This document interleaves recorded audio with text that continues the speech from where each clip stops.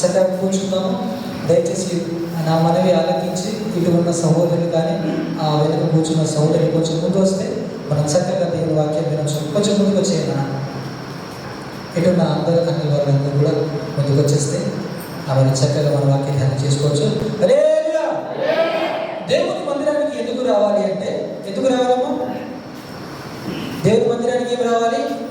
మన జ్ఞానము ఇంటి దగ్గరనే విడిచిపెట్టాలి, మన ఆలోచన ఇంటి దగ్గరనే విడిచిపెట్టాలి, మన యొక్క తలంపులు ఇంటి దగ్గరనే విడిచిపెట్టాలి, మనకున్న సమస్యలు ఇంటి దగ్గరనే విడిచిపెట్టి 12 గంటలకు ఆరాధన మొదలవుతుంది, 2:30-3 గంటలకు ముగిస్తుంది. ఈ 2:30 గంటలు 3 గంటలైనా మనం ప్రభుతో గడపకపోతే ఏంటి ప్రయోజనం? ఆలోచించారు ఎప్పుడైనా? ఇక్కడ నిలబడిన వ్యక్తి అరే అని చెప్పగానే మన చేతులు 2 చేతులు లేపకపోతే ఏంటి ప్రయోజనం మన వ్యక్తిగత జీవితానికి, విశ్వాస జీవితానికి? కాబట్టి మందిరానికి ఎందుకు రావాలి?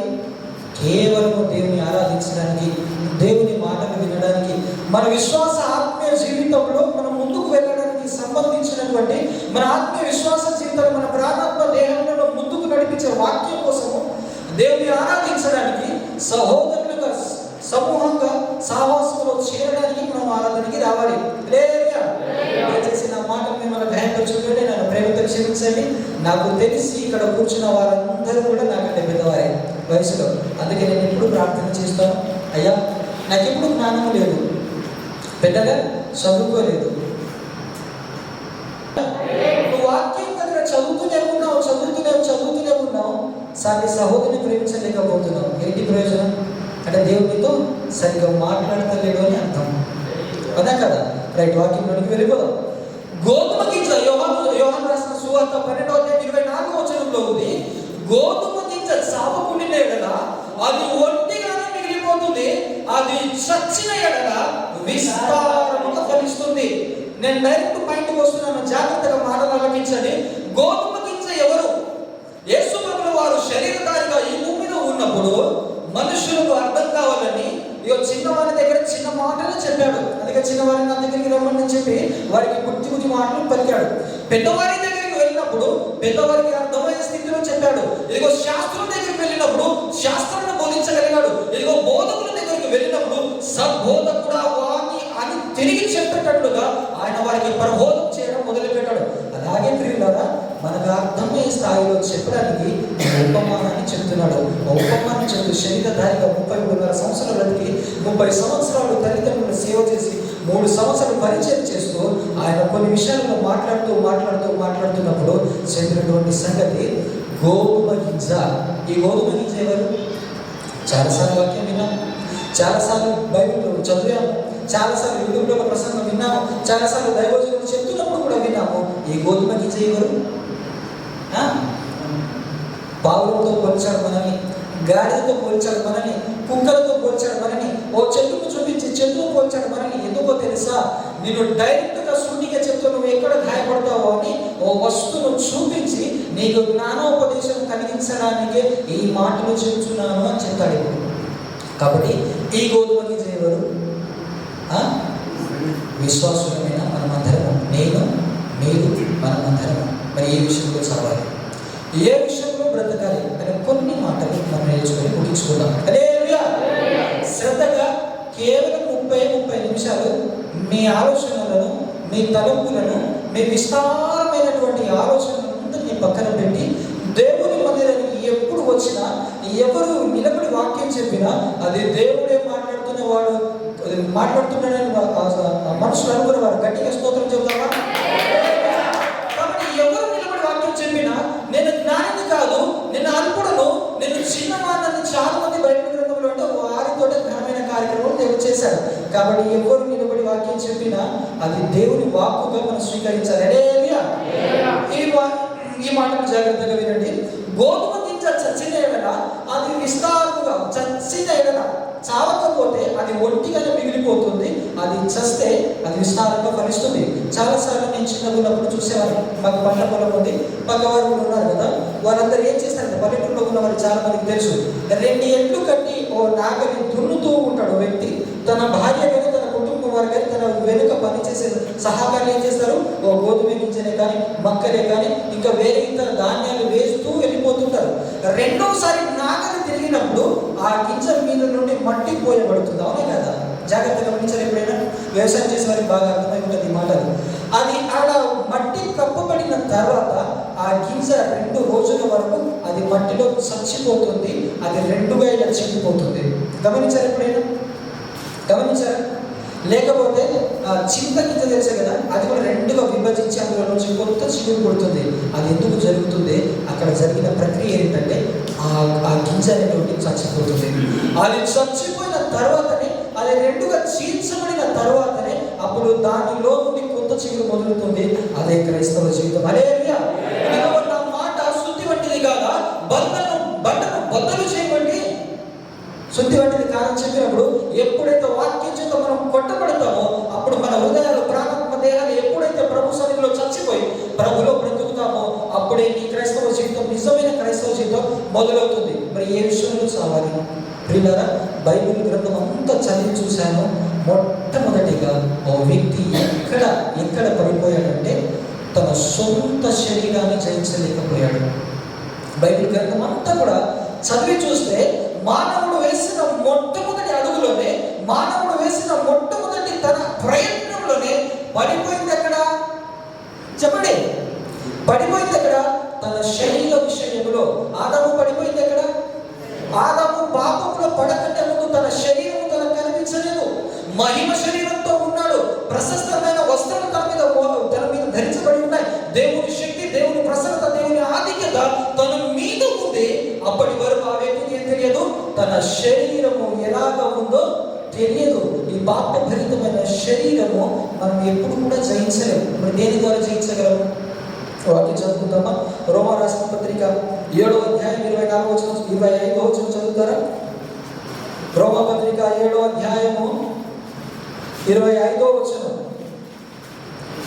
మన ప్రభు అయిన యేసుక్రీస్తు ద్వారా దేవునికి కృతజ్ఞతాస్తుతులు చెల్లించుచున్నాము కాగా, మనసు విషయంలో నేను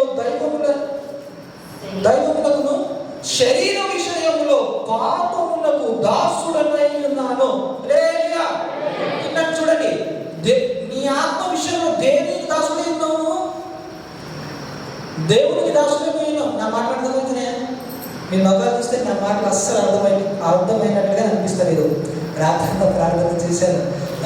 నాకు చెప్పినప్పటి నుంచి, అయ్యా నాకు చెప్పినప్పటి నుంచి నేను ఏ వాక్యం చెప్పాలి, నేను జ్ఞానాన్ని కాదు, పెద్దవాడిని కాదు, వయసు వచ్చినవాడిని, నాకంటే జ్ఞానం కలిగిన వారు, నాకంటే బాగా చదువుకున్నవారు, నాకంటే అందరూ ఘనులు, వారి ఎదుట నిలబడడానికి నాకు శక్తి చాలదు అని 2012లో ప్రార్థన చేశాను. వాక్యం చెప్పేటప్పుడు మొట్టమొదటిసారిగా 2012లో నేను వాక్యం చెప్పడానికి నిలబడినప్పుడు నా కాలు చేతులు మొత్తం అనుభూతూ ఉన్నాయి. అప్పుడు ఇంటికి వెళ్ళిన తర్వాత నా పడక గదిలో మోకాలిస్తూ ప్రార్థన చేసినప్పుడు దేవుడు ఒక చక్కని మాట మాట్లాడాడు. ఇల్లే గ్రంథం 10వ వచనంలో ఉంది, నీవు నడుము కట్టుకొని నిలబడును, నేను ఆజ్ఞాపించిన సంగతులన్నీ కూడా వారికి బోధించుము, నీవు భయపడితేవా వారి ఎదుట నీకు భయమును పుట్టిస్తాను అని చెప్పాడు దేవుడు. అప్పటి నుంచి ధైర్యంగా నిలబడడం మొదలుపెట్టాను. కానీ ఈ రోజు అనిపిస్తుంది నేను చెప్పే మాటలు మీకు అర్థమవుతలేదని. హల్లెలూయా. గోధుమకి చేయలేదు. మొదటగా మనం ఏ విషయంలో చావాలి? మరి ఏ విషయంలో చావాలి? ఎవరు చెప్పారు? ఏ విషయంలో చావాలి? ఉత్తర ప్రత్యుత్తరాలు ఉన్నప్పుడే అర్థమవుతుంది కదా. మరి ఏ విషయంలో చావాలి? శరీర విషయంలో చావాలి. రోమా 7:25 ఏమని చెప్పాడు? ఆత్మ విషయంలో నేను దేవుని సన్నిధిలో బ్రతుకుచున్నాను, కానీ శరీర విషయంలో నేను దేనికి దాసుడనై ఉన్నాను? పాపమునకు దాసుడనై ఉన్నాను. కాబట్టి మనం ఎక్కడికి చావాలన్నా అది మీ వాక్యం సరిగ్గా చెప్తుంది. యవ్వనుడా, నీ యవ్వన ఏక్షల నుండి పారిపో. మనం మొట్టమొదటిగా మనం జయించవలసింది, మనం మొట్టమొదటిగా ఈ గోధుమ గింజైనటువంటి నరమాతృలు చావాల్సింది ఎక్కడ? శరీర విషయంలో. ఈ శరీరంలో కళ్ళు ఉన్నాయి, ఈ శరీరంలో తలుపులు ఉన్నాయి, ఈ శరీరంలో మాటలు ఉన్నాయి, ఈ శరీరంలో నీ చేతి ప్రవర్తన ఉంది, ఈ శరీరంలో నీ కాలు నడక ఉంది. ప్రతిదీ కూడా దేని విషయంలో జాగ్రత్త పడాలి? నీ శరీర విషయంలో నువ్వు ఎప్పుడైతే సావగలుగుతావో అప్పుడే నువ్వు ప్రభువులో బ్రతుకుతావు గాక. ప్రియులారా, జాగ్రత్తగా వినండి ఈ మాటలు. నేను దేవుని విషయంలో, దేవుని మందిరం అంటే చక్కగా ఆ మాట మీరు వినండి. దేవుని విషయంలో విషయంలో నేను దేవునికి, ఆత్మ విషయంలో నేను దేవునికి దాసుడై ఉన్నాను, శరీర విషయంలో నేను పాపానికి దాసుడై ఉన్నాను అంటే అర్థమేంటో తెలుసా? మందిరానికి వచ్చినప్పుడు చాలా చక్కగా కనిపిస్తావు, తెల్లటి వస్త్రాలు, నల్లటిపై నువ్వు ఏది ధరించుకున్నా, ఇక్కడ ఎంత చక్కగా రమ్యంగా నువ్వు ఏది చేసినా, నువ్వు ఇంటికి వెళ్ళిన తర్వాత వారం రోజులు నీ శరీర విషయంలో ఎలాగ ఉంటున్నావు అంటే నీ శరీరం అంతా కూడా పాపానికి దాసుడై ఉంది. అది చావాలి. ఈ రోజున ఇన్ని రోజులు గడిచిపోయాయి, తెలుసో తెలియకో నువ్వు దేవుడికి దూరంగా ఉండి నీ శరీర విషయంలో పాపం చేసావు, జరిగిపోయింది. ఇకనైనా మనం మన శరీరాన్ని చంపుకోవాలి. మన శరీరాన్ని చంపుకొని దేవునికి దాసులుగా ఎప్పుడు ఉంటామో అప్పుడు దేవుని నిజమైన ప్రసన్నత, దేవుని నిజమైన శక్తి మనకి వస్తుంది. ఈ శరీరం దేనికి దాసులుగా ఉండకూడదు, పాపములకు దాసులుగా ఉండకూడదు. ఈ శరీరము దేనికి దాసులుగా ఉండాలి అంటే దేవునికి దాసులుగా ఉండాలి. అందుకే ఆయన ఈ భూమి మీద శరీరంగా బ్రతికి ఉన్నప్పుడు మహావదనతో యేసు ప్రభువుల వారికి శరీరము లేదా, ఆయన మహిమ శరీరాన్ని విడిచిపెట్టి నరమాత్రము లేనటువంటి మాంసము, రక్తము ఉన్నటువంటి ఈ శరీరమును ధరించుకొని ఉన్నప్పుడు ఆయన ఆశ లేవంటారా? ఆయనకు కోరికలు లేవంటారా? ఆయనకు ఏదైనా చెడు తలపులు చేయాలనే ఉద్దేశం లేదంటారా? ఆయన 40 దినాలు అరణ్యంలో ఉండి ఆయన ప్రార్థన చేయడానికి వెళ్ళినప్పుడు సాధారణ వచ్చి రెండో శోధన పలుకుతుంది, నేను ఈ లోకంలో అందచందనంతని చూడను, నాకు సాగిల పడితే వీటన్నిటిని నీకు ఇచ్చేస్తానని చెప్పింది. వీటన్నిటిని కలిగించింది ఎవరు? దేవుడు కాదా? పిల్లరా, బయట గ్రంథంలో ఏమంటున్నారో తెలుసా? మీ దేవుడు పాపి అని పలుకుతున్నారు. మీకు మాట చెప్పమంటారా? బైబిల్ గ్రంథంలో మనుష్య మాత్రంలో మాత్రమే తప్పు చేశారు, కానీ బయట గ్రంథంలో డైరెక్ట్ సాక్షాత్తు దేవుని తప్పు చేశారుగా. ఆ మాట పక్కన పెడదాం. అయితే పిల్లరా, మన ఏ విషయంలో చావాలి అంటే మన శరీర విషయంలో చావాలి. శరీర విషయంలో చావాలంటే ఇద్దరిని చెప్పి నేను ఈ మాట ముగిస్తాను. శరీర విషయంలో చచ్చిపోయి దేవుడు బ్రతికిన వ్యక్తి ఉన్నారు. మనం చాలాసార్లు ధ్యానం చేశాం. యోసేపు గారు ఓ రోజు నాకు కనపడింది. ఏంటి? సూర్యచంద్ర నక్షత్రములన్నీ నాకు వచ్చి సాగిలో పడుతున్నాయని చెప్పాడు. దానికి అర్థమేంటో తెలుసా? సూర్యుడు, చంద్రుడు అనగా సూర్యుడు తండ్రి, చంద్రుడు తల్లి, నక్షత్రములన్నీ కూడా వారి యొక్క సహోదరులు, వారందరూ కూడా వచ్చి నాకు సాష్టాంగ పడుతున్నారంటే అందరికంటే చిన్నవాడివి నువ్వు. ఏంటో నువ్వు మాట్లాడుతున్నావు? ఏంటి నువ్వు మాట్లాడుతున్నావు? తల్లిదండ్రులు, సూర్య, చంద్ర, నక్షత్రములు అన్నీ కూడా నీకు సాగిలో పడరా అని చెప్పినప్పుడు భయపడి దేవునికి భయపడి శరీరాన్ని కాపాడుకుంటూ బ్రతుకుతున్నాడు. ఓ రోజున మరో కనపడింది. ఏంటి? గోధుమ కట్టలన్నీ కూడా కొట్టేసి అక్కడ పెట్టినప్పుడు ఆయన కట్టకు ఆ కట్టలన్నీ కూడా సాగిలపడ్డాయట. అప్పుడు అన్నదమ్ములు మొదలైంది. పిల్లరా, మనం కూడా సమాజంలో బ్రతుకుతున్నప్పుడు, మందిరంలో ఉంటున్నప్పుడు కూడా కొంచెం ఒక వ్యక్తి కొంచెం ఎదుగుతున్నాడంటే మిగతా సహోదరులందరూ ఏమో ఆలోచిస్తారు చెప్పండి. చక్కగా ఒక వ్యక్తి పాట పాడుతున్నాడంటే, చక్కగా ఒక వ్యక్తి ఆత్మీయ జీవితం ఎత్తున్నాడంటే వచ్చాక నా బాబు సుమారు బాగా వాక్యం చెప్తున్నాయి ఈ మధ్యలో, స్టేజ్ బాగా స్టేజ్ మీద వాక్యం చెప్తున్నాయి ఈ మధ్యలో. ఓర్చుకునే తత్వం లేదా? ఇదే ఓర్చుకునే తత్వం లేకపోయినా శరీరం సారంగా చచ్చిపోయి సహోదరులందరికీ విధేయత కలిగి చెరసాలలో పడినా, ఫొలైట్లో పడినా, ఎక్కడ పడిపోయినా కూడా శరీరంగా సావలేదు. ప్రియులారా, దయచేసి అక్కడ తప్పుగా పోదు. ఇంటి దగ్గర నుండి మనం భారతదేశం నుండి ఈ దేశానికి వచ్చేటప్పుడు అమ్మలకల మొక్కలు కానీ అమ్మల మొక్కలు ఎలా ఉంటాయి? నా పాత ఫోటో చూసుకున్నాను. నేను ఎయిర్పోర్ట్లో వచ్చేసి ఫ్లైట్లో కూర్చునేటప్పుడు నా ఫోటో ఇలా పట్టుకొని సెల్ఫీ తీసుకున్నప్పుడు నా చెంపలు లోపలికి. ఇప్పుడు వచ్చేటప్పుడు 47 కిలోలు, ఇప్పుడు 58 కిలోలు, 10 కిలోలు పెరిగాను. స్టేషన్ దయవల్ల అంటే పిల్లరా, ఈ దేశం వచ్చి ఇంత అందంగా తయారవుతున్నాం కదా. ఆ దేశపు మహారాణి, ఆ దేశపు యువరాణి, సాక్షాత్తు రాజు భార్య వచ్చి తన పై వస్త్రము పట్టి లాగినప్పుడు ఆయన పాపం చేశాక పారిపోయాడు. శరీర విషయంలో చచ్చిపోయాడు, దేవుని విషయంలో బ్రతికాడు. దేవుని మనస్సు విషయంలో దేవునికి దాసుడు ఉన్నాడు, శరీర విషయంలో కూడా దేవునికి దాసుడు ఉన్నాడు. కాబట్టి ప్రభులో బ్రతికాడు, శరీరకంగా చచ్చిపోయాడు. కాబట్టి రాజు తర్వాత చక్రవర్తిగా మార్చాడు. హల్లెలూయా. మరో వ్యక్తి ఉన్నాడు, దేవుని విషయంలో చచ్చిపోయి శరీర విషయంలో బ్రతికాడు బాబు. ఎవరా వ్యక్తి? నాకంటే మీ అందరికీ బాగా తెలుసు. న్యాయాధిపతుల గ్రంథంలో రాజులు వచ్చిన తర్వాత న్యాయాధిపతులుగా నిర్మించినటువంటి 4వ న్యాయాధిపతి చెప్పండి, సంసోను. దేవుడు ఎలా ఆజ్ఞాపించాడు ఆజ్ఞాపించాడో తెలుసా? ఈ బిడ్డ నాకు ప్రతిష్ఠితమైన బిడ్డ, ఈ బిడ్డ పుట్టేంత వరకు కూడా మీరు ద్రాక్షరసములు కానీ మద్యములు కానీ చెడు వ్యసనములు ఏది చేయకూడదని తల్లిదండ్రులకు ఆజ్ఞాపించాడు పుట్టకంటే ముందే. అదే మాట మనకు కొత్త నిబంధనలో బాప్తిస్మం నుంచి యోహాను పుట్టకంటే ముందు కూడా తన తల్లిదండ్రులకు చెప్పాడు, మీరు ద్రాక్షరసము కానీ మీరు మద్యములు కానీ ఎలాంటి చెడు కార్యక్రమాలు ఏది చేయకూడదు. బిడ్డ పుట్టాడు ఎందుకో తెలుసా? మార్గము సరళము చేయడానికి మేము నాకంటే ముందుకు వస్తున్నాడు కాబట్టి ఆ బిడ్డ విషయంలో తల్లిదండ్రులు జాగ్రత్తగా ఉండాలి. ఈ రోజున కూడా తల్లిదండ్రులు బిడ్డలను పెంచే క్రమాన్ని విడిచిపెట్టున్నారు. చిన్నగా ఉన్నప్పుడే ఫోన్ ఇచ్చేస్తే వాడు ఫోన్ ఆడుతూ ఉంటాడు. 2 సంవత్సరాల వయసులో వాడు యూట్యూబ్ ఓపెన్ చేసేస్తున్నాడని తల్లిదండ్రులు బాగా గర్వంగా చెప్పుకుంటారు. కానీ ఫోన్ ఇవ్వడం ద్వారా వాడి మనసును ఇప్పటి నుంచి చెడగొడుతుందని అర్థం. కాబట్టి ఈ చిన్న వయసు నుండే బాలుడు నడవవలసిన సామెతలు 20-26 ఉంది. బాలుడు నడవవలసిన త్రోవను వారికి చక్కగా నేర్పించుము, వాడు పెట్టలేనప్పటి నుంచి దాని నుండి తొలగిపోడు. కాబట్టి బిడ్డ పుట్టేంత వరకు మీరు మద్యపానం కానీ మీరు మద్యపానం కానీ తీసుకోకూడదని సంసోను వాళ్ళ తల్లిదండ్రులకు దేవుడు ఆజ్ఞాపించాడు. ఇంత భయభక్తులతో తల్లిదండ్రులు పెంచాడు. ఒకే ఒక్క దవడ ఎముకతో 1000 మందిని చంపగలిగే సమర్థుడు 100 నక్కలను పట్టుకొని వారి యొక్క వేరే తోకను అన్ని పెట్టి ఫిలిప్పీల మీద విడిచిపోయిన వ్యక్తి.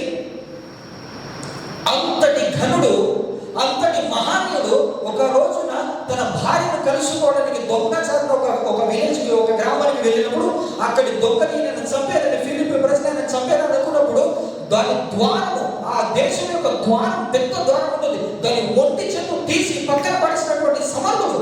అలాంటి వ్యక్తి చిన్న దేవుని దగ్గర పడిపోయాడు. ప్రపంచ దేశాన్ని గడగడలాడించినటువంటి అలెగ్జాండర్ చిన్న దొంగ ముందుకు చచ్చిపోయాడు. నువ్వు జ్ఞానిని, నీకు బాధ మాటలవచ్చు, నీకు బాధ జ్ఞానం ఉంది, ఎవరినైనా మాటలతో పడిస్తావు, ఎవరినైనా ఒంటి చేతో సాధించగలే సత్తా ఉన్నా దేవుడు నిన్ను ఎక్కడ మొత్తాలో అక్కడ మొత్తిస్తాడు. నువ్వు ఇంతటి జ్ఞానివి కదయ్యా, నీకు ఇన్ని మాటలవచ్చు కదా, ఒంటి చేతో 1000 మందిని చంపగలిగే సమర్థం దగ్గర ఉంది కదా, మరి ఏంటి ఎక్కడ పడిపోయాడు? ఓ చిన్న స్త్రీ దగ్గర పడిపోయాడు. ఓ రోజున సంసోను ఒక విషయం ఉంది, ఆ కనపడినప్పుడు ఓ గ్రామానికి వెళ్ళినప్పుడు అక్కడ సందర్భం జరుగుతున్నప్పుడు కొంతమంది వ్యక్తులకు ఇది ఏంటో చెప్పండి అని చెప్పేసి ఒక పొడుపు కథను విసురుతాడు. ఎవరు? సంసోను తన సహోదరులందరికీ ఒక పొడుపు కథను విసురుతాడు. విసిరినప్పుడు వారెవరు చెప్పలేక మనోడు ఎక్కడ దొరుకుతాడని చూస్తున్నప్పుడు మెల్లిగా ఈ ఒక స్త్రీతో ఈయన ఉన్నాడని కనుక్కొని ఈ సహోదరులందరూ పోయి ఈయనను కొట్టలేక దొంగ దెబ్బ కొట్టి స్త్రీ దగ్గరికి పోయి నువ్వు ఎలాగైనా మోహించి వంచి నువ్వు ఏమైనా చేయని ఆ కొడుకు కొత్త అర్థం నాకు చెప్పగానే మనోడు ఎక్కడ పడిపోయాడు తెలుసా? సహోదరుల దగ్గర పడిపోలేదు కానీ చిన్న స్త్రీ దగ్గర పడిపోయి నువ్వు నాకు చెప్తావా లేదా, నువ్వు నాకు చెప్తావా లేదని స్త్రీ చెప్పినప్పుడు సంసోను మెల్లగా ఆమెతో చెప్పినప్పుడు ఆమె వెళ్ళి సహోదరులకు చెప్పింది.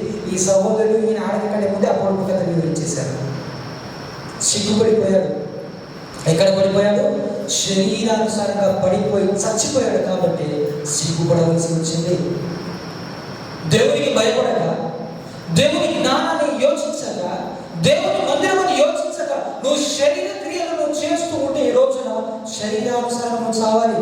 యోసేపు గారి శరీరంగా చనిపోయాడు, ప్రభువులో బ్రతికాడు, చివరి వరకు కూడా నమ్మకంగా ఉండి ఆ దేశానికి చక్రవర్తిగా మారిపోయాడు, తన సహోదరులందరికీ దీవెనకరంగా మార్చబడ్డాడు. కానీ సంసోను మాత్రము మొదట దేవునితో బాగా ఉండి చివరికి తన ముగింపు బహు ఘోరంగా తన కళ్ళే పీకేశారు. ఈ కళ్ళు దేహానికి చెప్పండి, నీ దేహం అంటే దీపం ఏంటి? నీ కళ్ళే పోయింది కదయ్యా, నీ దీపమే పోయింది కదా. దీపం అంటే వెలిగించినటువంటి దీపం, దేవుడు సాక్షాత్ వెలిగించినటువంటి నీ దీపమే పోయిన తర్వాత నీ జీవితం ఎందుకు? నీ కళ్ళే పీకేశారంటే నీ ప్రార్థనంతా నీ యాదికి అంతా తీసేసినట్టే. ఎందుకు? ఒకే ఒక శరీరాన్ని జయించలేదు కాబట్టి. ఈ మాట ఎవరికి అర్థమవుతున్నాయి? అర్థమవుతున్నాయా? దేవుడికి స్తోత్రం. ఇది నేను కోరుకున్నాను. కాబట్టి పిల్లరా, మనం ఏ విషయంలో చావాలి? గోధుమకి చంపదని ఎక్కడ చావాలి? మళ్ళీ చెప్తానే, ఎక్కడ చావాలి? సిగ్గుపడకండి, భయపడకండి. దేవుని సన్నిధిలో ఉన్నామని భయము భక్తి ఉన్నప్పుడు మనం చక్కగా వాక్యాన్ని మన మనస్సులో అనువాదించుకున్నప్పుడు నీ హృదయం వింటూ ఉన్న దానిని బట్టి నీ నోరు మాట్లాడుతుంది. నువ్వు మాట్లాడతలేవని నీ హృదయంలో ఇంకా దేవుని వాక్యం వెళ్ళలేదని అర్థం. సింపుల్గా వచ్చే అవసరం లే. నీ నోరు మాట్లాడతలేదంటే, నీ నోరు పాడుతలేదంటే, నీ నోరు దేవునికి హల్లెలూయా చెప్తలేదంటే, నీ నోరు దేవుని స్తుతించలేదంటే నీ హృదయంలో ఏం లేదని అర్థం? దేవుని వాక్యం లేదని మాట అర్థం. అందుకే హృదయం నిండి ఇప్పుడు దానిని బట్టి నీ నోరు బహుగా మాట్లాడుతుంది. నీ నోరు బాగుగా తెరువు, నిన్ను దాన్ని నింపేదను అని చెప్పాడు దేవుడు. నీ నోరు తెరవాలి, నీ హృదయం తెరవాలి, నీ తలుపులు తెరవాలి. ఎప్పుడు కూడా ఇక్కడ కూర్చొని షాపింగ్ ఇక్కడి వరకు అయిపోయింది,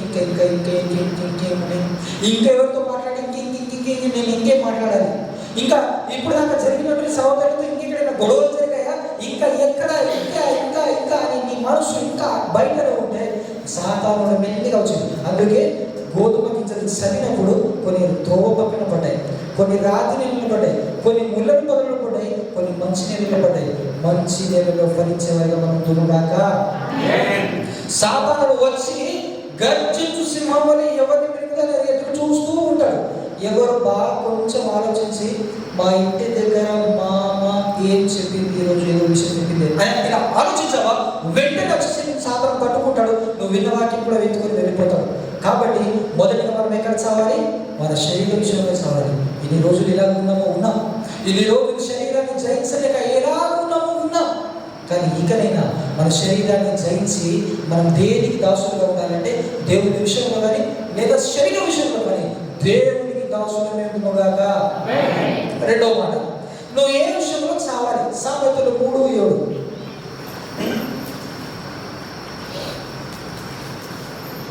సామెతల గ్రంథము 3వ అధ్యాయము 7వ వచనం. త్వరగా,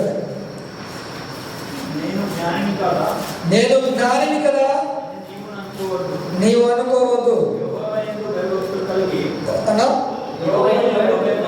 యెహోవా యందు భయభక్తులు కలిగి చెడుతలను విడిచిపెట్టుము. చాలు. నేను జ్ఞానిని కదా అని నువ్వు అనుకోకూడదు. నా మాటలతో ఎవరినైనా మభ్యపెట్టగలను. ట్రాష్, అది దేవుని దృష్టిలో వ్యర్థమైనది. నేను ఏదైనా చేయగలను, ట్రాష్, అది దేవుని దృష్టిలో వ్యర్థమైనది. నేను నిలబడి గంటసేపు వాక్యం చెప్పగలను, ట్రాష్, అది దేవుని దృష్టిలో వ్యర్థమైనది. నేను ఏదైనా సాధించగలను, ట్రాష్, అది దేవుని దృష్టిలో వ్యర్థమైనది. నేను జ్ఞానిని కదా అని నీవు అనుకోకూడదు. పై నుండి వచ్చున్నాను అని రాయబడి ఉంది బైబిల్ గ్రంథంలో. అందుకే మీలో ఎవరికైనా జ్ఞానము కొదువగా ఉంటే నన్ను అడుగుము, జ్ఞానము సమృద్ధిగా బోధిస్తానని సామెతల గ్రంథం 7వ అధ్యాయంలో రాసిపెట్టాడు దేవుడు. ప్రియులారా, మనం ఎలాగా ఉండాలంటే నీ సొంత చిత్తం మీద ఆధారపడి ఉండదు. అందుకే యేసు ప్రభు శరీర దాడికి భూమి మీద ఉన్నప్పుడు ఏమన్నాడు తెలుసా? నేను నా స్వచిత్తాన్ని నెరవేర్చడానికి కాదు, నా తండ్రి చిత్తము నెరవేర్చడానికి నేను ఈ భూమికి వచ్చింది అని చెప్తాడు. నువ్వు పుట్టింది ఎందుకో తెలుసా? దేవుని మహిమపరచడానికి. నువ్వు పుట్టింది ఎందుకో తెలుసా? నీ తోటి వారందరితో హ్యాపీగా ఉండడానికి. నువ్వు పుట్టింది ఎందుకో తెలుసా? నీ కుటుంబాన్ని పోషించుకోవడానికి. నువ్వు పుట్టింది ఎందుకో తెలుసా? నీకు దేవుడు చెప్పిన ప్రతి కార్యక్రమాన్ని నువ్వు ముగించడానికి మీద పుట్టావు. అందుకే నేను కొన్నిసార్లు సోదరులతో మాట్లాడుతున్నప్పుడు ఒక వ్యక్తి నాకు చాలా చక్కటి మాట చెప్పాడు. నేనేం చేస్తానో తెలుసా? బైబిల్ 50% నేను చదివి అర్థం చేసుకున్నది ఒకటి, తర్వాత సహోదరులందరితో ముచ్చటిస్తున్నప్పుడు, వారితో వాగ్వాదం జరుగుతున్నప్పుడు వారిని నేర్చుకున్నది 50%. అలా నన్ను దేవుడు సంపూర్ణంగా చేసి మీ మధ్య నిలబెట్టాడు. కాబట్టి ఆ వ్యక్తి మనోడు తెలుసా? బ్రతుకు దినమంతా కూడా నీ సొంత బుద్ధి, నీ సొంత జ్ఞానం వాడితే పైకి రావు, లేదా నీకు ఇష్టం వచ్చిన ప్రవర్తన నువ్వు చేస్తే పైకి రావు. బైబిల్ గ్రంథం అంతా చదివి చూస్తే అందరికంటే జ్ఞానవంతుడు ఎవరో తెలుసా? సొలొమోను గారు. సాక్షాత్తు షేబ దేశం రాని, ఆ రోజులలో షేబ దేశం అంటే మహా ఉన్నతమైన రాజ్యం. ఆ దేశము మహారాణి యువరాణి వచ్చేసి ఆ దేశం యొక్క రాజును చూసి, ఏంటి ఆ సౌందర్యము, నిన్ను చూసిన వారు పరిమళించునే, నీ శక్తి ఏంటి, నీ బలం ఏంటి, నీ రౌతం ఏంటి, ఇదిగో నీకున్న జ్ఞాన సంపదన ప్రపంచ దేశంలో ఎవరికి లేదని పొంగి వెళ్ళిపోయింది తల్లి. అయితే ప్రియులారా, అంతటి మహాజ్ఞానుడే లాస్ట్కి ఏమన్నా తెలుసా? లాస్ట్కి ఏమైపోయాడు? ఇతర రాజ్యాలు తన మీదకి రావద్దని పెళ్లిల మీద పెళ్లి తీసుకొని చివరికి భ్రష్టుడిగా మిగిలిపోయాడు.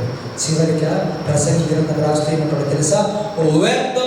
వ్యర్థము సూర్యుని కింద జరిగే ప్రతి క్రియ, ప్రతి కార్యక్రమం కూడా వ్యర్థము.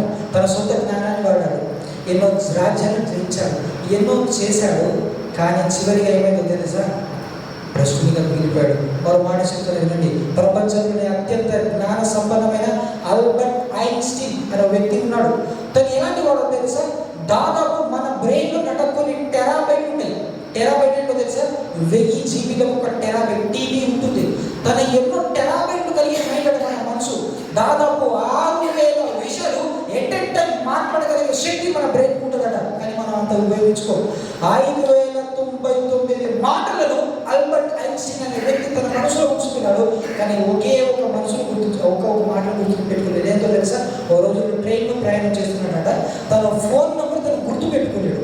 ఓ చీటి మీద రాసుకొని పెట్టుకున్నాడట. చీట్లో రాసుకొని జేబులో పెట్టుకున్నాడు. ఆ చీటి ఎక్కడో పడిపోయింది. ఆ ఫోన్ నెంబర్ మర్చిపోయాడు. తను ఎక్కడ దిగాలో కూడా మర్చిపోయి ఆయన బుక్కులు చదువుతూ ఉన్నాడు. ఏం ప్రయోజనం? నీకు ఎంత జ్ఞానం ఉండేది తెలుసు? నీకు ఎక్కడ దిగాలో తెలియదు, నీకు ఏ ఫోన్ నెంబర్ కూడా తెలియదు, నీ ఏం జ్ఞానం పోయి? ఓ వ్యక్తితో మాట్లాడగలిగే శక్తి నీకు లేదు, ఓ వ్యక్తిని ప్రేమగా పలకరించే జ్ఞానం నీ దగ్గర లేదు. ఏం ప్రయోజనం నీ జ్ఞానం? ఏం సాధించగలరు?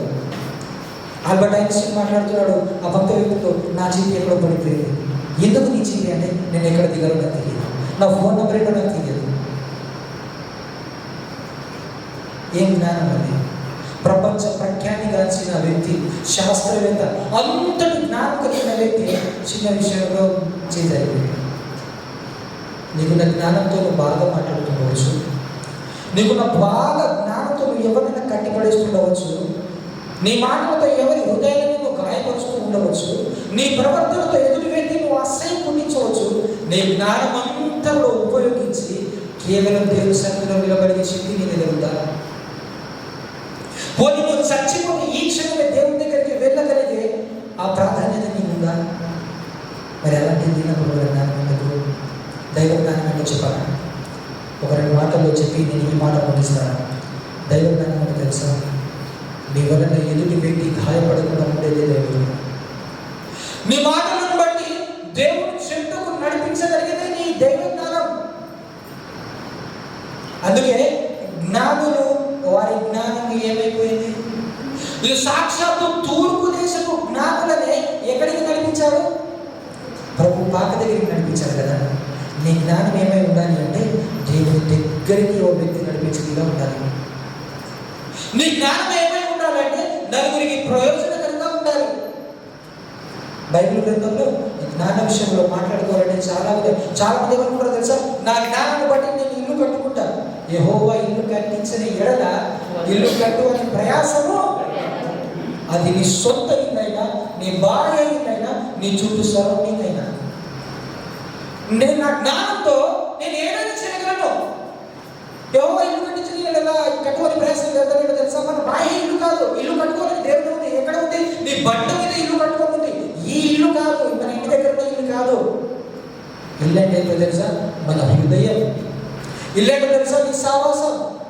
అందుకే బలభయం చెప్తున్నాడంటే, నువ్వు నాతో చేతులు కలుపు, నేను జ్ఞానాన్ని వాడుతావు, నువ్వు ప్రేమను వాడు, ఇద్దరు కలిసి అంతటి ఏకం చేసి వెళ్ళామని చెప్పాడు.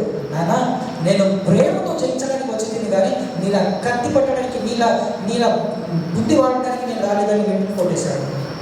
చాలా మంది శాస్త్రులు పరిశీలించి ఈయన ఎక్కడ దొరుకుతాడు, ఎక్కడ చిక్కులు పెడదామని చెప్పేసి అంటే వారి జ్ఞానాన్ని మించి జ్ఞానాన్ని బోధించి రబ్బీ అని పిలిచేటట్టుగా చేసుకున్నాడు. రబ్బీ అంటే అర్థం ఏంటో తెలుసా?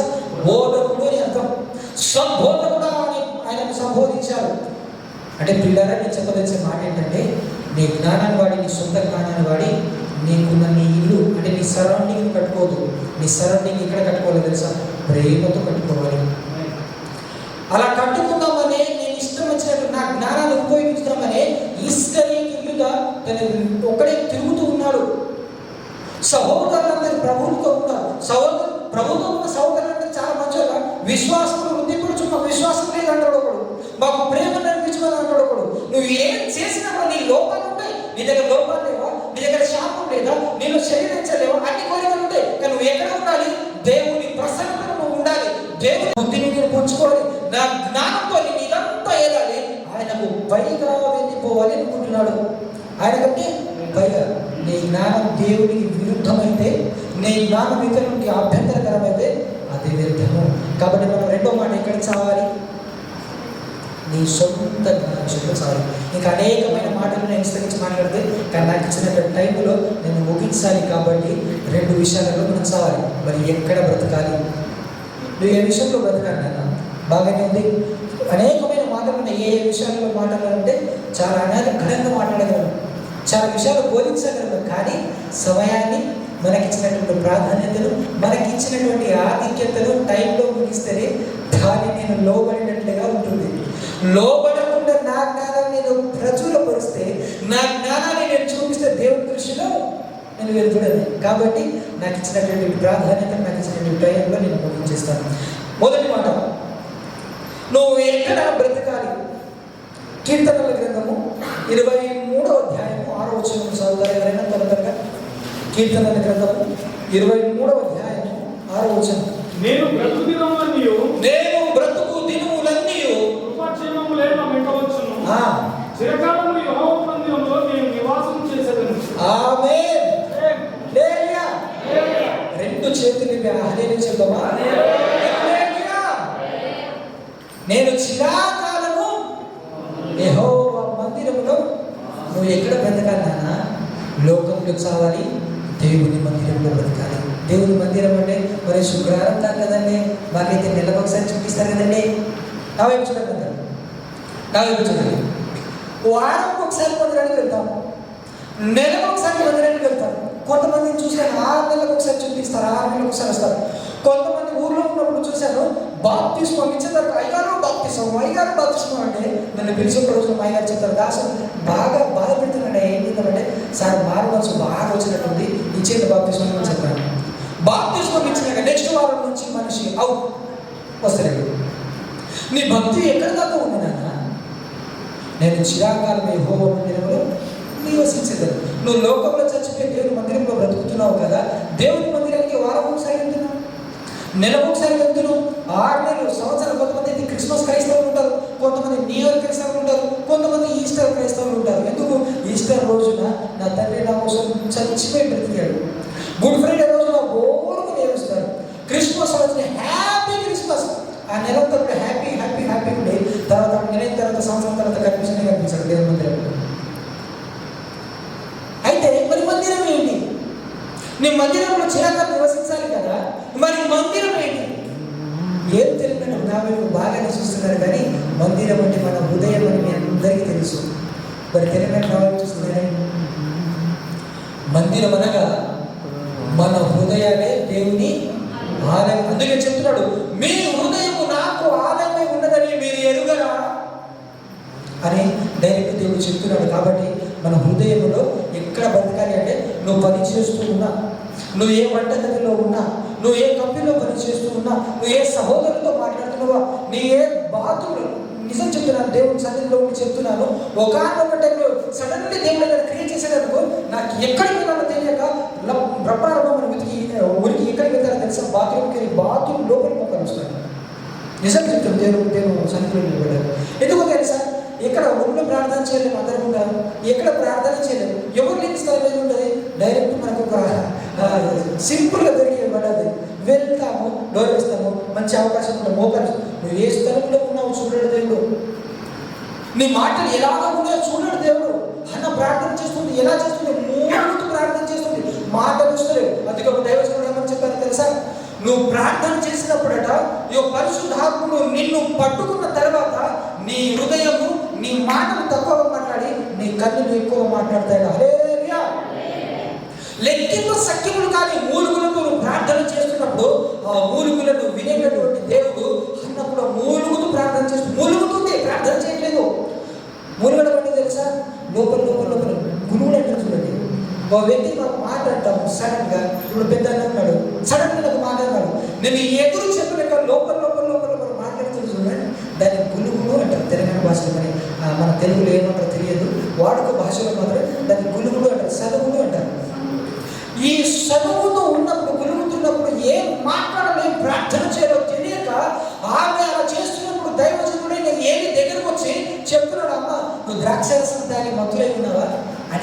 బట్టి ఏమర్థం కావాలో తెలుసా? అప్పటి వరకు హన్నా ద్రాక్షరసం పుచ్చుకుందేమో, దైవజనుడు ఒకసారి చెప్పాడేమో. అందుకే మోసమే మనిషి జాగ్రత్త అయినప్పుడు ఒక మంచి మాట చెప్పాడు.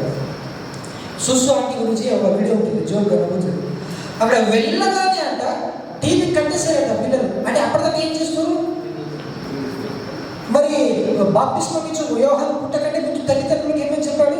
మీరు ద్రాక్షరసము కానీ మద్యం పుచ్చుకోకూడదు. అంటే అప్పటిదాకా ఏం చేస్తారు వాళ్ళు?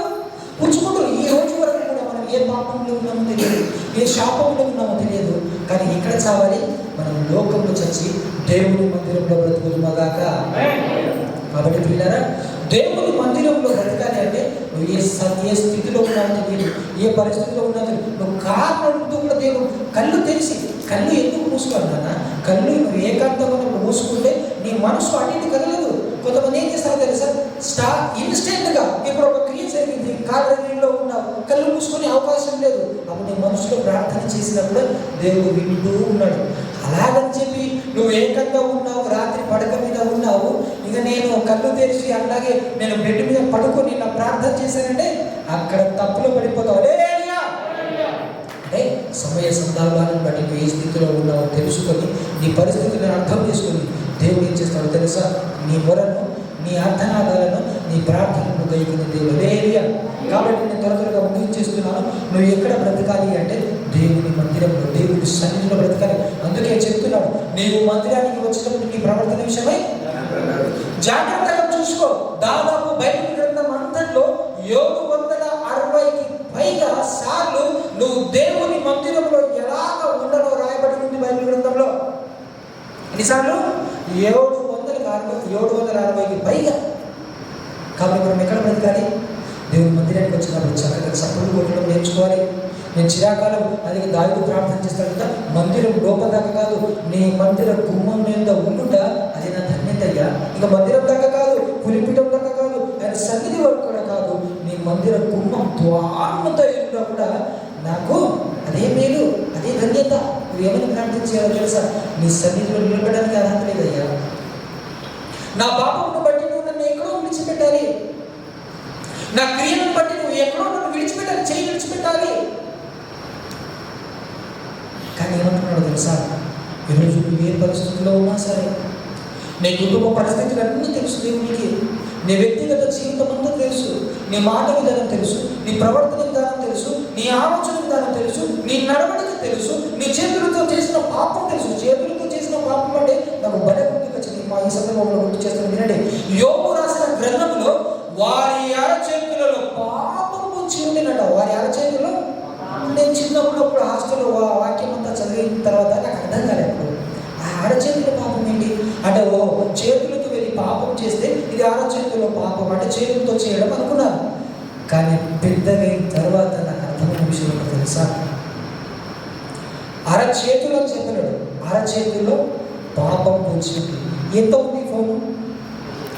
ఎంత ఉంది? మన అరచేతి ఎంత ఉంది? మన అరచేతి ఎంత ఉంది?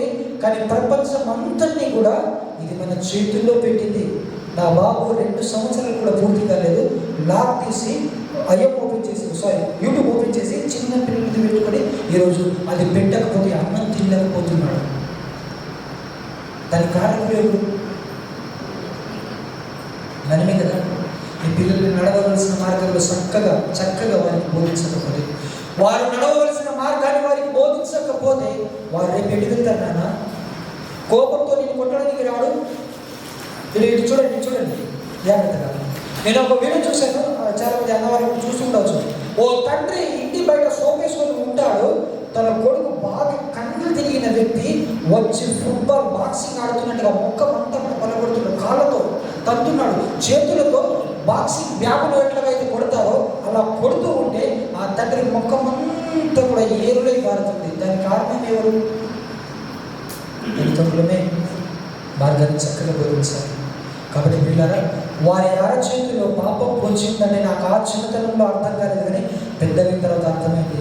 ఈ అరచేతిలో పాపం ఇంటూ కాదు, ఫోనే. మనం బైబిల్ చూడాల్సినటువంటి కళ్ళతో ఈరోజు తలదించుకొని ఫోన్ను చూస్తున్నాం, లోకంలో బ్రతుకుతున్నాము, దేవుని వాక్యంలో చచ్చిపోతున్నాము.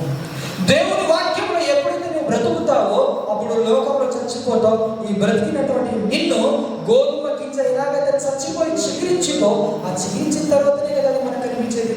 ఆ గోధుమ గింజ ఎవరికి సావదు. నువ్వు చచ్చిపోతున్న స్థితి నీకు ఎవరికి అర్థం కాదు. నీ లోపల పడుతున్నటువంటి ఆర్తనాలు ఎవరికి అర్థం కావు. కానీ నువ్వు బ్రతుకుతున్నటువంటి బ్రతుకే దేవుడు అందరికీ సాక్షిగా నిలబెడతాడు నిన్ను. లేదుగా. కాబట్టి మనం ఎక్కడ బ్రతకాలంటే దేవుని మందిరంలో బ్రతకాలి. మనం దేవుని మందిరంలో బ్రతకాలి. కాబట్టి ప్రియులారా, మనం ఎక్కడ బ్రతికే వారికి ఉండాలంటే అరచేతులలో మనం పాపం లేకుండా చూసుకోవాలి. నేను 5వ తరగతి చదువుకునే టైంలో కామారెడ్డిలో ఒక ప్రిన్సిపల్ సార్ నాకు చెప్పేవాడు, 2020 వరకు నాన్న ఎవరు బ్యాంకు సరిగ్గా వెళ్ళరు, ఎవరు ల్యాప్టాప్ కంప్యూటర్లు వాడేవారు చెప్పాడు. నాకు అప్పుడు అర్థం కాక పెద్దగా తర్వాత 2019లో నేను ఒక ఫోన్ తీసుకున్న తర్వాత మొట్టమొదటి కాలం ఆ సార్కి ఫోన్ చేశాను. ఏంటో తెలుసా, ఈరోజు బ్యాంకు వెళ్తున్నారు అందరూ, గూగుల్ పేరు, ఆ పేరు, ఈ పేరు, అన్ని పేర్లు చేసినాం. ఇక ప్రపంచం అంతా కూడా మనం ఫోన్లని చూసేస్తున్నాం. అర్థమవుతుందా? సాతాను ఎక్కడ వరకు మనం నడిపించాలి. కాబట్టి మనం ఎక్కడ నివసించాలి అంటే దేవుని మందిరంలో చిరాకాలం మనం బ్రతకాలి. దేవుని సన్నిధిలో మనం బ్రతకాలి. కాబట్టి ఈరోజు దేవుడు మనతో మాట్లాడుతున్న మాట ఏంటో తెలుసా, నువ్వు శరీరంగా చావాలి, నీ సొంత జ్ఞాన విషయంలో చావాలి. నువ్వు ఎక్కడ బ్రతకాలి అంటే ఇదిగో దేవుని మందిరంలో. అందుకే బాబేలు గోపురాన్ని కడుతున్నప్పుడు ఆ దేవుని మహిమ ప్రత్యక్షతను చూడాలని ఎందరో మంది వచ్చేసారట. కాబట్టి మనం ఎక్కడ బ్రతకాలంటే దేవుని మందిరం అంటే ఈ మందిరంలో, తర్వాత మన మందిరంలో బ్రతకాలి. రెండోది ఎక్కడ నువ్వు బ్రతకాలి అంటే విశ్వాసములను బ్రతకాలి. హెబ్రీ రాసిన పత్రిక 11వ అధ్యాయము 1వ వచనం చదువుతారు ఎవరైనా? హెబ్రీ 11:1 త్వరగా.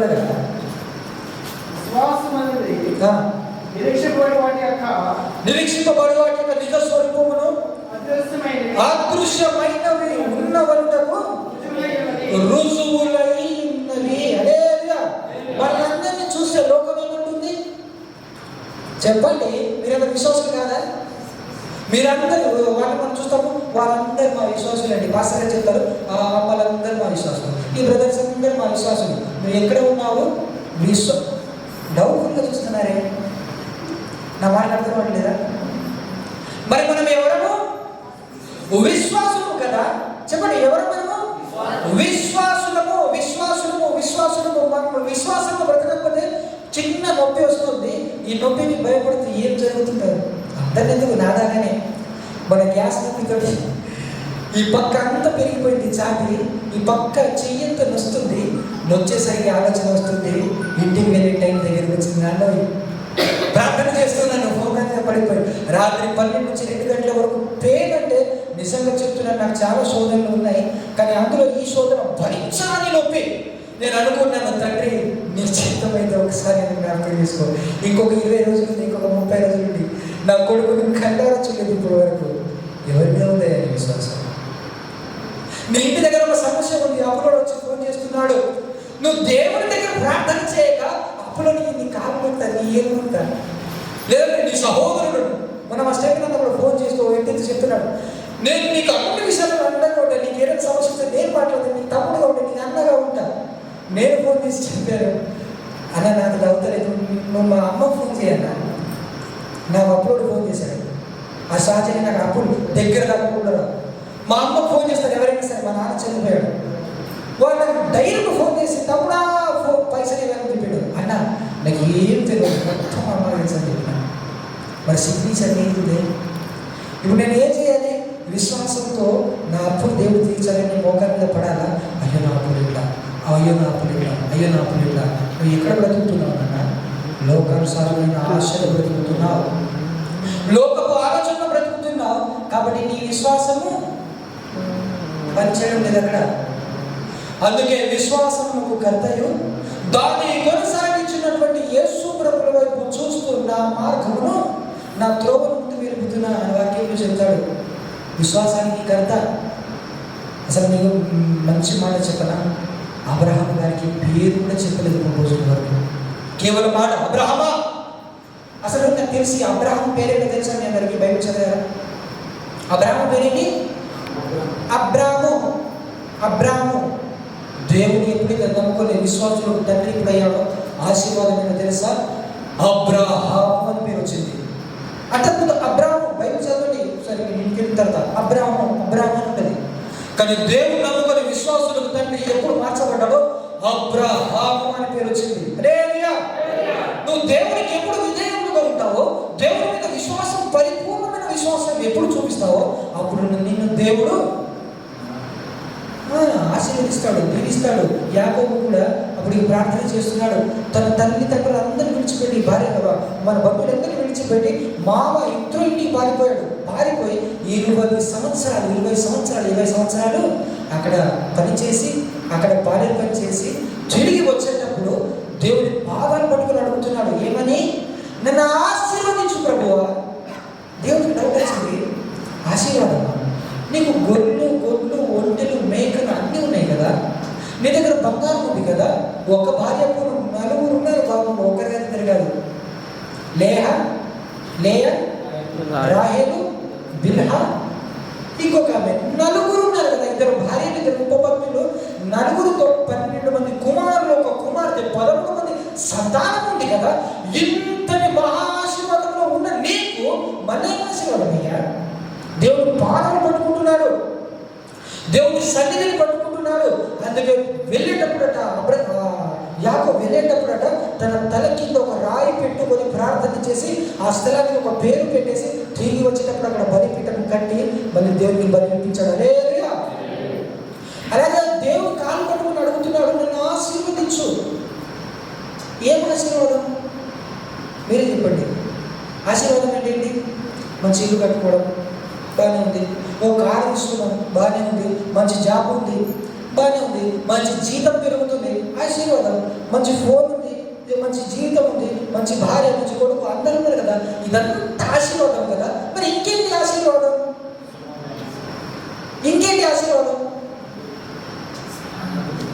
ఆశీర్వాదం అంటే ఏంటో తెలుసా? ప్రభువు నాతో ఉంటేనే అది ఆశీర్వాదం. హల్లెలూయా. నీవు నాతో, నీ సన్నిధి నాపైన, నీ ప్రత్యక్షత నాపైన, నీ ఆత్మక్రియలు నాపైన, నీ పరిశుద్ధాత్మ శక్తి అనుభవం నాలో ఉంటే అదే నా ఆశీర్వాదం. అయ్యా ఈరోజు డబ్బు ఉంటుంది పోతుంది, ఈరోజు ఉంటుంది పాడైపోతుంది, ఈ రోజు నా అందం ఇది ఎవరి బలం కాబట్టి అంత ఉంటుంది, రేపు మట్టిలో కలిసిపోతుంది. నా భార్య ఈ రోజు ఉంటుంది, రేపు చిన్న గొడవ కాగా నన్ను విడిచిపెట్టి వెళ్ళిపోతుంది. ఈ రోజు కొడుకున్నాడు కదా, రేపు పెళ్లి కాగానే తన భార్య తీసుకొని బయటికి వెళ్ళిపోతాడు, అంతా కూడా వెళ్ళిపోతుంది. ఇదంతా ఆశీర్వాదం, లోకపు ఆశీర్వాదం వెళ్ళిపోతుంది. కానీ నేను నాతో ఉంటే, నీ సన్నిధి నాతో ఉంటే, నీ ప్రత్యక్షత నాతో ఉంటే, నీ ప్రసన్న నాతో ఉంటే, నీ ఆత్మక్రియ నాలో ఉంటే అది శాశ్వత జీవం. అది నిన్ను పరముకు చేరుతుంది, అది నిన్ను పరముకు చేరుస్తుంది. అదే నిత్యమైన రాజ్యం, అదే శాశ్వత రాజ్యం, అదే శాశ్వత ఆశీర్వాదం. మరో చోట రాయబడి ఉంది, మొట్టమొదటిసారి నా జీవితంలో కంఠస్థం చేసినటువంటి కీర్తన, శాశ్వత జీవం, సహోదరులు ఐక్యత కలిగిన ఉన్న చోటనే ఆశీర్వాదమును శాశ్వత జీవము ఆచత ఉండవలని యెహోవా సెలవిచ్చున్నాడు. హల్లెలూయా. కాబట్టి అబ్రహాము విశ్వాసమును బట్టి, అబ్రహాం కోసం మాట్లాడుతున్న ఆవేశం కదా, అబ్రహాము కొన్ని రోజుల వరకు తన పేరు చెప్పలేదు. అబ్రహాముకు ఆశీర్వాదం ఇచ్చిన తర్వాత, అబ్రహాముకు కుమారుని ఇస్తానికి వాగ్దానం చేసిన తర్వాత 23 నుంచి 25 సంవత్సరాలు పట్టింది. సహజంగా పెళ్లి ఎప్పుడు అవుతుందండి చెప్పండి? సహజముగా పెళ్లి ఓ స్త్రీ కానీ పురుషులు కానీ ఎప్పుడు చేస్తారు? 14 సంవత్సరాలు. నేను చిన్నతనంలో చూశాను, 14 సంవత్సరాలు, 12 సంవత్సరాలు. అంతకుముందు సంవత్సరంలో కూడా ఆడబిడ్డ పుడితే ఈ పెద్ద వ్యక్తి ఏం చేస్తాడంటే వచ్చి కొన్ని డబ్బులు ఇచ్చేసి ఆ బిడ్డను కొనుక్కుంటాడు, దత్తత తీసుకుంటాడు. ఇప్పటి నుంచి ఈ పాప నాదని కొన్ని రోజులు పాలు పెట్టి పోషించిన తర్వాత ఆ బిడ్డను తీసుకుని వెళ్ళిపోతారు. ఎవరు? పెద్ద పెద్ద పట్టణ సుందరులు అంటారు. ఆ తర్వాత క్రమంలో 14 సంవత్సరాలు పెళ్ళైంది. ఆ తర్వాత క్రమంలో 14 సంవత్సరాలు పెళ్ళైంది. 2024 గవర్నమెంట్ భారతదేశ చట్టం ప్రకారం ఎప్పుడు పెళ్లి కావాలో తెలుసా? 2010 ప్రకారం 18 నుంచి అమ్మాయికి అయితే 18 ఉండాలి, అబ్బాయికి అయితే 20 ఉండాలి. 2014 వచ్చేసరికి అమ్మాయికి 20, అబ్బాయికి 22. ఇది ఉంటే సక్రమంగా వారి ఆరోగ్య జీవితం బాగుంటుందని చెప్పారు. మరి అబ్రహాం ఈ లెక్క చొప్పున ఎప్పుడు పెళ్ళైనట్టు? కొన్ని ఒక 20 సంవత్సరాలు పెళ్ళైంది అనుకుందాం. 20 సంవత్సరాలు పెళ్ళైతే అబ్రహాంకి ఇస్సాకు పుట్టేసరికి తన వయసు ఎంత? 99 సంవత్సరాలు, అంటే 80 సంవత్సరాలు పిల్లలు కాలేదు. అప్పటిదాకా విశ్వాసాన్ని పోగొట్టుకోలేదు ఆయన. అప్పటిదాకా విశ్వాసాన్ని నుండి దూరం కాలేదు. పోనీ దేవుడు ప్రత్యక్షమైన తర్వాత ఎన్ని సంవత్సరాలు పట్టింది? 25 సంవత్సరాలు పట్టింది. అంతటి ఓపిక మనకు ఉంటుందా? అంతటి విశ్వాసం మనకు ఉంటుందా? ఆవగించంత విశ్వాసం ఉంటే ఈ కొండలు వెళ్ళి సముద్రంలో వెళ్ళి పడిమంటే పడుతుండే, మరి అంతటి ఆవగించంత విశ్వాసం ఉండే. కాబట్టి అబ్రహాము ఎరగకయే దేవుని వెంబడించిన మాట్లాడలేదు వెళ్ళిపోతుందో. అందుకే అబ్రహాము విశ్వాసులకు తండ్రిగా. అందులో ఒక సందర్భంలో యేసు ప్రభువు ఏం చెప్తాడో తెలుసా? ఈయన కూడా జక్కయ్య విషయంలో చెప్తాడు, ఈయన కూడా అబ్రహాము కుమారుడే. ఎక్కడ బ్రతికాడు బాబు? విశ్వాసంలో బ్రతికాడు. లోకంలో చనిపోయాడు అబ్రహాము. నన్ను ఎక్కడ బ్రతకాలి? గోధుమ గింజ ఎక్కడ బ్రతకాలి నాన్న? ఎక్కడ చావాలి? కాబట్టి విశ్వాసంలో బ్రతికాడు. విశ్వాసులందరికీ తండ్రిగా మార్చబడ్డాడు. మరో చోట ధనవంతుడు రాజా కోసం మాట్లాడుతున్నప్పుడు కూడా లాజరు ఎక్కడ ఉన్నాడు? అబ్రహాము రొమ్మున ఆనుకొని ఉన్నాడు. ఎందుకో తెలుసా? అబ్రహాము పరిపూర్ణ విశ్వాసం చూపించాడు. తన బిడ్డలు బలిగా గురుకులు నిన్న కూడా గురుకులు మెసేజ్ చెప్తూ ఈ మాట చెప్పాను. ఇదిగో అబ్రహాము పరీక్షించడానికి దేవుడు ఏమని చెప్పగలరు? పరిపూర్ణమైన విశ్వాసం ఏంటో తెలుసా? కుమారుని దేవుడు ఇచ్చాడు, తిరిగి దేవుడు కొడుకున్నాడు. మనం అలాంటి చేయగలమా? కాబట్టి నువ్వు ఎక్కడ బ్రతకాలన్నా విశ్వాసంలో బ్రతకాలి. ఇంకా చివరి మాట చెప్పేసి నేను ముగించేస్తాను. ఇది చివరిది, మా అర్థగీతం, మా నినాదం. ఎవరిది? ఫస్ట్ అందరం అక్కడ ఉంటారు. ఏం చేయాలి? సహోదరులను సహించాలి, వారు చెప్పే మాటలు భరించాలి, వారిని ప్రేమించాలి. ఇది మా నినాదం. ఇప్పుడు మనం ఏ విషయంలో బ్రతకాలి? చివరిగా ప్రేమ విషయంలో బ్రతకాలి. చదువుకుందామా? 1 కొరింథీ పత్రిక 11వ అధ్యాయం 1వ వచనం. సరే, దానికంటే ముందుగా గలతీ రాసిన పత్రిక 5వ అధ్యాయము 22వ వచనం, 22, 24. ఎవరు లేకపోతే త్వరగా వాక్యం తీసి చెప్పగానే త్వరగా చదవాలి. అయితే ప్రేమ చాలు అక్కడ ఇచ్చారు. మనం ఎక్కడ? అయితే ఆత్మఫలము ఏమనగా ప్రేమ. చెప్పండి, ప్రేమ. మరోసారి చెప్పండి, ప్రేమ. ఈ ప్రేమలో అనేక రకాలు ఉన్నాయి. ఈ ప్రేమ భార్య భర్తల ప్రేమలు ఉన్నాయి, తల్లిదండ్రుల ప్రేమలు ఉన్నాయి, కొడుకుల ప్రేమలు ఉన్నాయి. కొంతమంది అల్లుడైతే అత్తమామలను బాగా ప్రేమిస్తారు, ఎందుకంటే కట్నం బాగా ఇస్తారండి. కొంతమంది కోడలు అత్తను బాగా ప్రేమిస్తారు. ఎందుకో తెలుసా? అత్త కయ్యాన్ని దయ్యం అనుకో, ఇక జీవితం ఆరంభనే. ఇక బాత్రూంలలో, కిచెన్లలో, బెడ్రూమ్లో పోయి ఏడవలసిన పరిస్థితి. అవునా కదా? అనేక ప్రేమలు ఉన్నాయి, చాలా ప్రేమలు ఉన్నాయి. అమ్మాయి అనే ప్రేమ కూడా ఉంది. నాకు తెలిసిన ఒక సందర్భం ఉంది. ఒకరోజు ఆర్టికల్ చదువుతున్నాను, కామారెడ్డి నేను చదువుకున్నాను. అక్కడ ఒక అమ్మాయి అబ్బాయి ప్రేమించుకున్నారు. అమ్మాయి చెప్తుంది, నువ్వు అంటే నాకు బాగా ఇష్టం. మరొకటి కూడా చెప్తున్నాడు, లవ్ యూ, నువ్వంటే ఐ లవ్ యూ, నువ్వు కూడా నాకు బాగా ఇష్టం. అమ్మాయి కోరికలన్నీ తీరిపోయిన తర్వాత అబ్బాయి తీసుకుని వెళ్ళి ఏం చేసావో తెలుసా? మనం రైలు పట్ల మన తల్లిదండ్రులు మనల్ని పెళ్లి చేసుకునేవారు.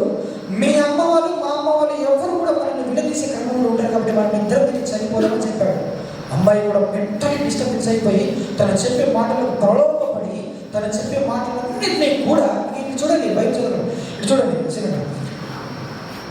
తను చెప్పే మాటలన్నింటికి ఇన్స్పిరేషన్ అయిపోయి చచ్చిపోదామని చెప్పేసి ఇద్దరు వెళ్ళిపోయారు. సరిగ్గా ట్రైన్ స్పీడ్లో ఉంది. వాళ్ళిద్దరు పట్టాల మీద నడుస్తున్నప్పుడు ఈ అబ్బాయి దగ్గరికి రాగానే తప్పించుకొని అమ్మాయిని నొక్కేశారు. అమ్మాయి అక్కడికక్కడే చనిపోయింది. నాకు తెలిసిన ఒక సహోదరుడు ఉన్నాడు, చాలా చక్కగా పాటలు పాడతాడు. ఇప్పటికి కూడా నేను చాలా మీటింగ్లో అన్నని పిలిచాను. చాలా చక్కగా పాటలు పాడతాడు.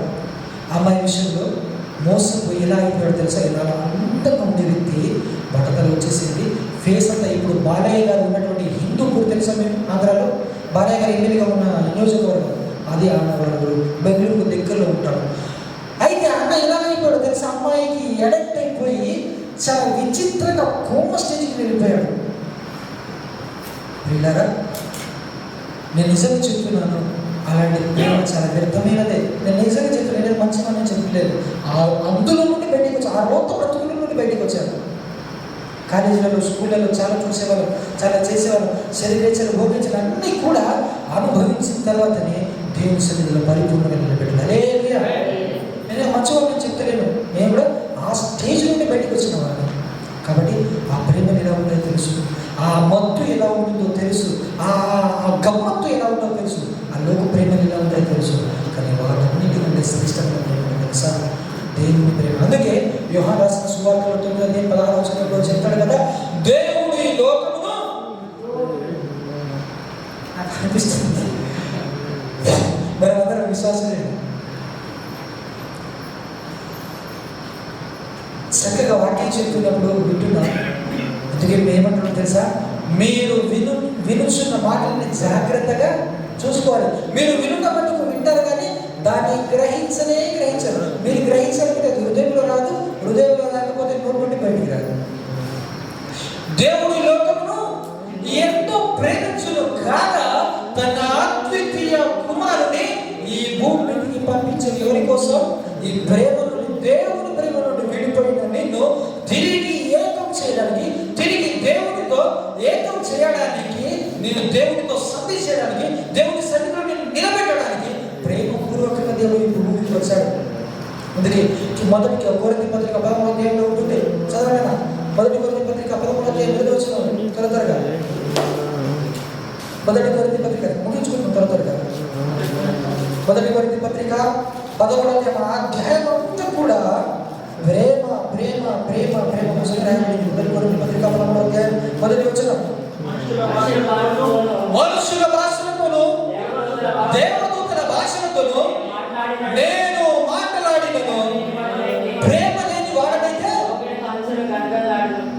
ఏం మాట అది?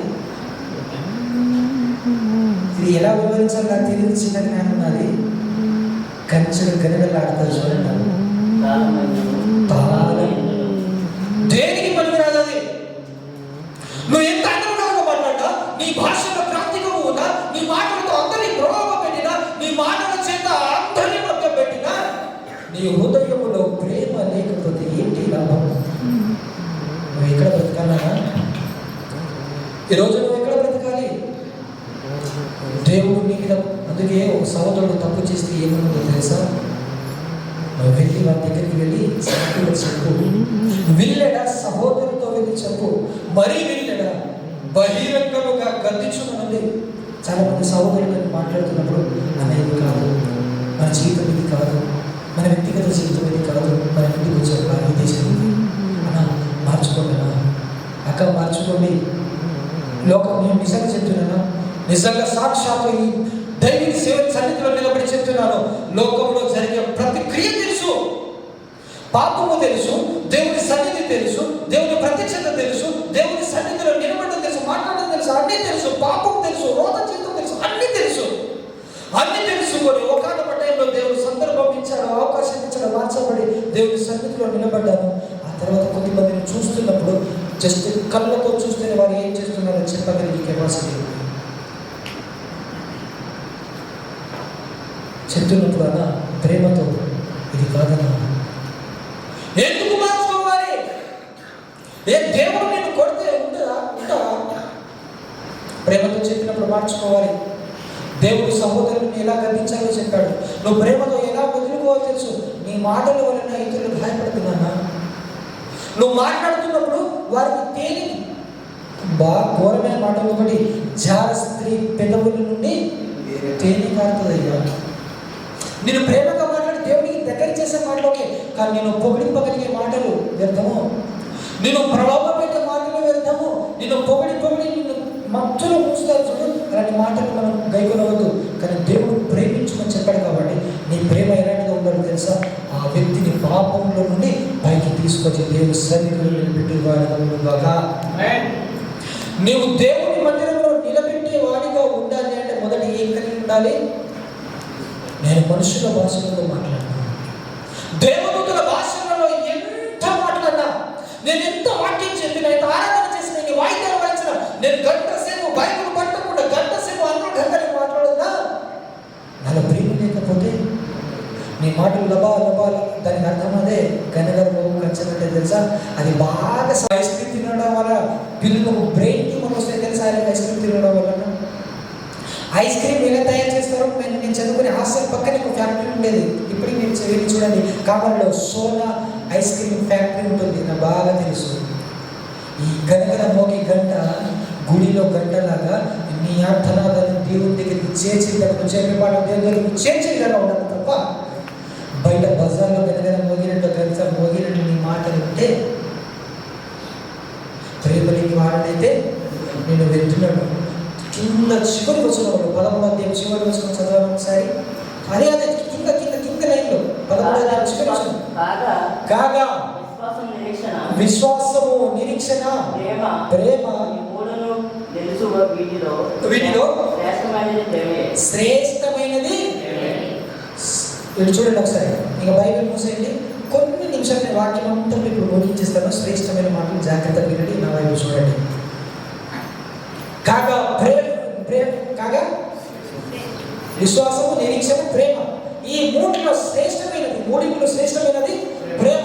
కాబట్టి 14వ అధ్యాయం మొదటి వచనంలో పౌలు గారు మాట్లాడతాడు, ప్రేమ కలిగి ఉండుటకు ప్రయాసపడండి. నీ ప్రయాస దేనికోసం అయ్యా? ఈ దేశానికి వచ్చావు, దేనికోసం ప్రయాసపడుతుంది? నీ కుటుంబం కోసం కాదా? నీ వ్యక్తిగత జీవితం కోసం కాదా? నీ శరీరాన్ని బలపరచుకోవడానికి కాదా? నీ ఆకులు తీర్చుకోవడానికి కాదా? నీకున్న స్థితిగతులన్నింటినీ మార్చుకోవడానికి కదా నువ్వు ప్రయాసపడుతున్నావు.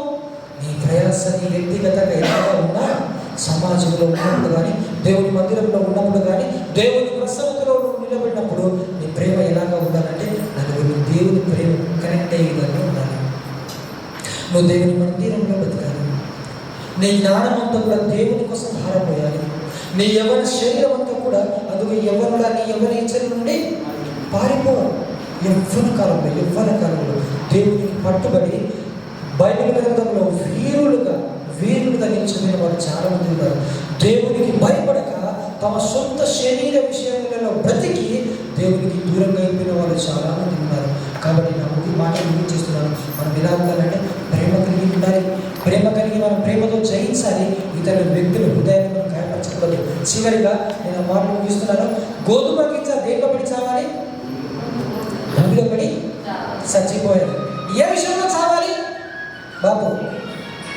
పైగా ఏ విషయంలో చావాలి చెప్పండి? ఏ విషయంలో చావాలి? శరీరంలో చావాలి. మీ 5 గంటలు పట్టుకోండి, 5 పట్టుకోండి. మొదట ఎక్కడ చావాలి? రెండోది ఎక్కడ చావాలి? సొంత జ్ఞాన విషయంలో చావాలి. ఎక్కడ బ్రతకాలి? దేవుని మందిరంలో బ్రతకాలి.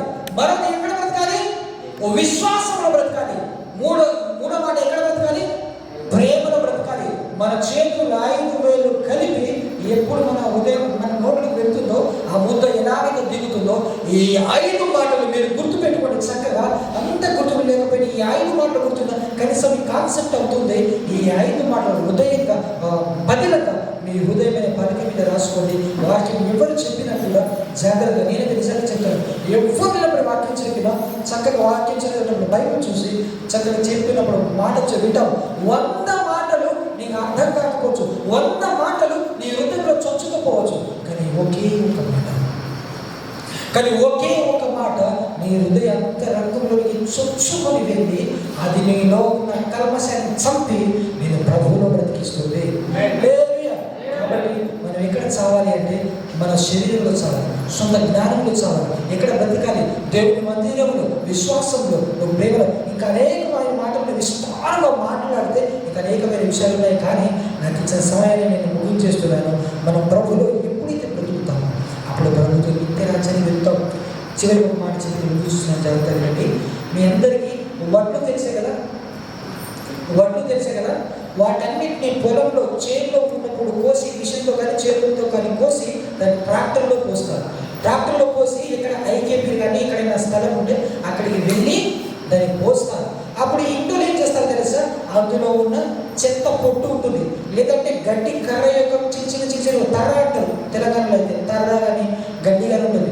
వాటిని ఏం చేస్తారు? ఇంటి వాళ్ళు సాట పట్టుకుని దాన్ని అన్నింటి ఇట్లా దులుపుతారు, లేదంటే పైనుంచి ఇట్లా చదివితే నాకు బాగా ఎందుకో తెలిసి మా పొలం ఉంది, మేము ఆ పని చేశాం. కాబట్టి ఆ చాట పట్టుకుని ఇట్లా చల్లుతూ ఉన్నప్పుడు బరువుగా ఉన్నటువంటి విత్తనాలు రాశిలో పడతాయి, చెత్త పొట్టుగా ఉండే ఆ రాశి ఇట్లా పక్క పొట్ట పడుతుంది. అప్పుడు ఇంట్లో ఏం చేస్తారంటే ఇట్లా దులుపుతారు, లేకపోతే ఇట్లా దులిపేయగానే ఆ చెత్త పొట్టంతా కూడా ఎగిరిపోతుంది. ఆ చెత్త పొట్టు అంతా కూడా మన పక్కల దగ్గరికి పోతే ఇబ్బంది కదా, అక్కడనే ఉంచితే గవర్నమెంట్ వాళ్ళతో ఇబ్బంది కదా. కాబట్టి ఒక్క దగ్గర చేసి దాన్ని నింపు పెట్టిస్తారు. అర్థమవుతుందా? అందుకే యేసు ప్రభువు వారు వచ్చినప్పుడు జాగ్రత్త, ఇది బాగా డేంజర్ మాట. యేసు ప్రభువు వారు రెండో రాకల్లో వచ్చేటప్పుడంట చాట పట్టుకొని వస్తాడంట. బైబిల్ గ్రంథం ఉంది ఈ మాట.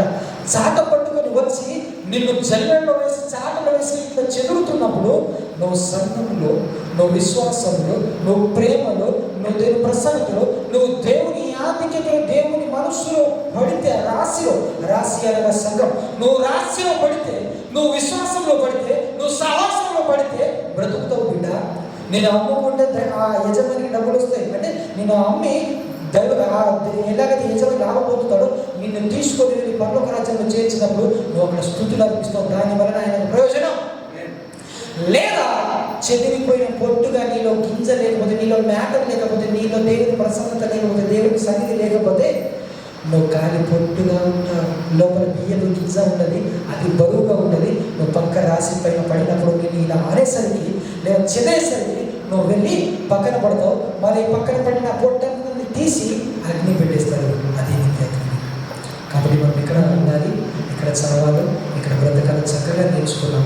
కాబట్టి గోధుమ గింజ భూమిలో పడి చస్తే చావకపోతే ఒంటిగా మిగిలిపోతుంది. నాలో మనసు నేను మార్చుకోను, నా మాట నేను మార్చుకోను, నా బుద్ధి నేను మార్చుకోను, నా జ్ఞానం నేను మార్చుకోను, నేను ప్రార్థన చేయను, వాక్యం చదవను. చాలా మంది ఏమంటున్నారంటే నేను పాపం చేయలేదు కదా. యెహోషువ ఏమన్నాడు తెలుసా?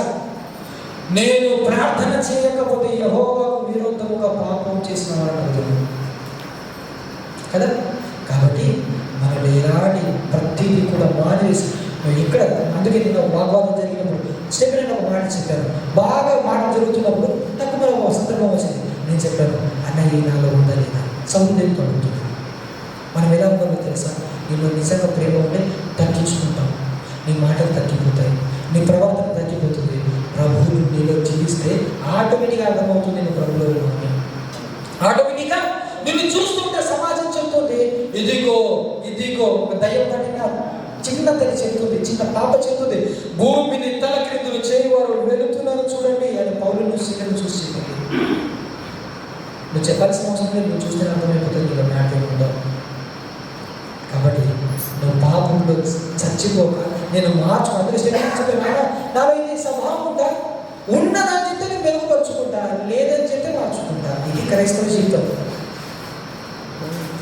అయ్యో నన్ను ఈ మాట అన్నాడే, నేను అన్నతో మాట్లాడవాడు నరుడి కోపం దేవుడి నీతి నెరవేర్చుకున్నానా.